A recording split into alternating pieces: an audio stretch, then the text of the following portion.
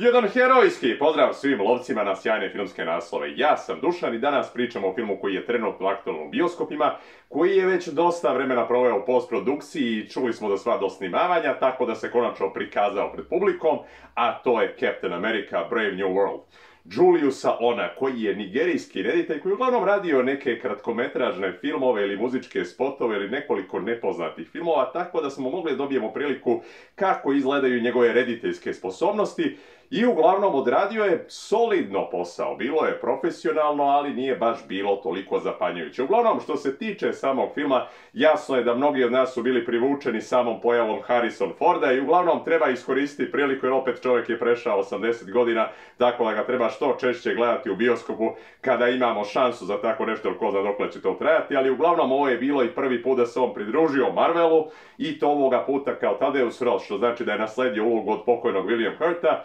Tako da smo ga ponovo imali priliku da vidimo kao predsjednik Amerike, znači dobio je mandat još jednom, sigurno se mnogo dobro pokazao u predsjedničkom avionu, tako da su mu dali još jednu šansu i uglavnom kako on odradio ovu ulogu. Treba naglasiti da je Harrison jedan vrlo profesionalan čovjek i čak i za stvari za koje nije zainteresovan umije da da svoj maksimum. Ovo je radio, da kažemo, donekle baš nezainteresovano. Mogli smo vidjeti kako je se provukao kroz većinu scene, ali opet je ono što smo svi uglavnom čekali iz samog onog trailera da vidimo kako izgleda taj crveni Hulk sa Harrisonovom facom koji rastura belu kuću. Znači, ako ste fanovi takvog stila filma gdje želite samo vidjeti kako se nešto krčka po Americi i neke eksplozije, uništenje i tako dalje, onda je ovo pravi film za vas. Uglavnom, što se tiče same radnje, ona je ovdje, da kažemo, svede na dosta jednostavniji nivo. Uglavnom, sad više nisu bili univerzumi u pitanju i uništenje celokupnog svemira, već je više to malo lokalizovano na područje Amerike, Japana i drugih država, tako da je interesantno što konačno je malo smireniji ton od filma i meni je čak sasvim odgovaralo tako nešto pratim,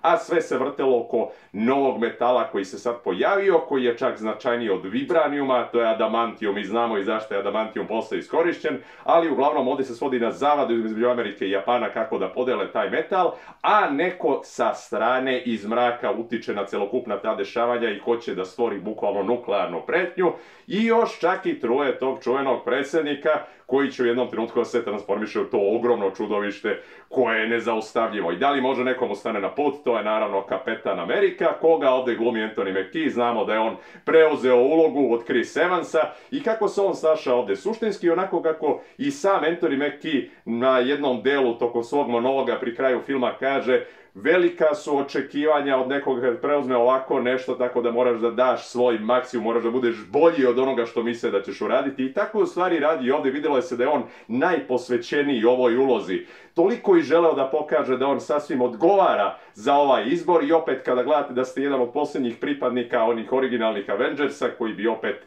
trebali u nekom trenutku da se ovdje formiraju, čućemo sad na koji način u ovom filmu, vidjet ćemo kako je to planirano. Opet, on je sasvim dobro odradio svoj posao i rekoh, dao je svoj maksimum, izvukao je iz zadnjih žila koje ima u sebi da prikaže ono što je želeo da prikaže i opet, jeste da on nije Steve Rogers, ali sasvim je odgovarao za ovu ulogu. Ali opet, ono što ću naglasiti što je veliki Marvelov problem jeste ta prevelika diverzifikacija jer rekoh, nemam ja problem sa tim, ali opet, kada vidite da suštinski svi negativci u filmu su bili beli likovi i da nije bilo da je Sidewinder u posljednjem trenutku dodat koga glumi Giancarlo Esposito koji će vas toliko podsjetiti na onu ulogu iz Breaking Bad kako smo ga gledali, opet vidite koliko se gura ta agenda i to je veoma neprijatno u nekom trenutku kada vi to pogledate. I sad bela kuća koja u nekom trenutku je toliko bila obojena, vidjet ćete zašto,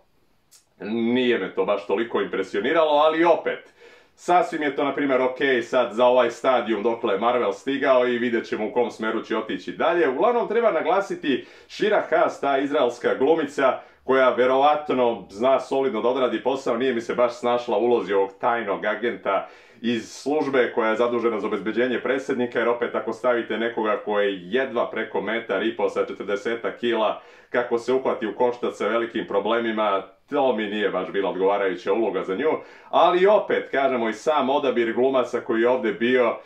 nisu to bila neka velika poznata imena osim Harrison Forda i Anthony Mackie, tako da vidjet ćete šta ste dobili suštinski. Opet rekoh, film je odrađen by the numbers, kao što kažemo, ispunili su sve ono što su planirali, čekirana je svaka od tih kockica I to je suštinski jedan film koji je vrlo zaboravljiv. Neće vam praviti problem da ga gledate ta 2 sata i nećete osjetiti jer lako protiču, dobro je snimljeno, akcija je na svakih 5 do 10 minuta, tako da ćete se lako uključiti u sve te scene i opet je veoma zanimljivo što je ovaj film suštinski nadovezan na onu priču o Hulku iz 2008. godine. I sad ovdje će biti značajan jedan cameo koji će se desiti u ovom filmu, tako da je bilo interesantno posle toliko godina ponovo vidjeti ovaj lik koji je aktiviran, koja je bila ta Betty.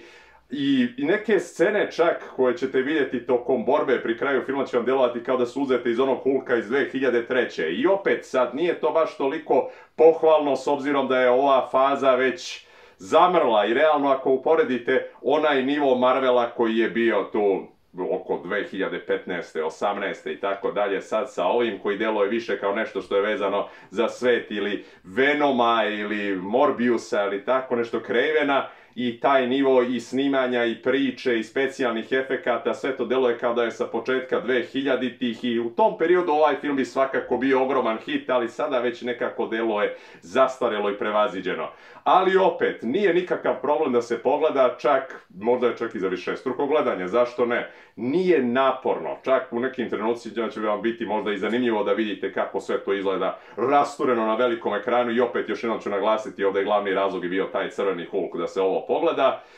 Solidno odrađeno na onom nivou koje je, da kažem, od negdje iz 2010. ili tako nešto, ali opet nije to onaj rang Marvela na koji smo mi navikli zbog toga što su nas tokom godina navukli kako Marvel treba da izgleda. Uglavnom, što se mene tiče, ovaj film je zaslužio 4 zlatna diska, vi pogledajte pa procenite, neće vas impresionirati, ali neće vas baš ni toliko razočarati.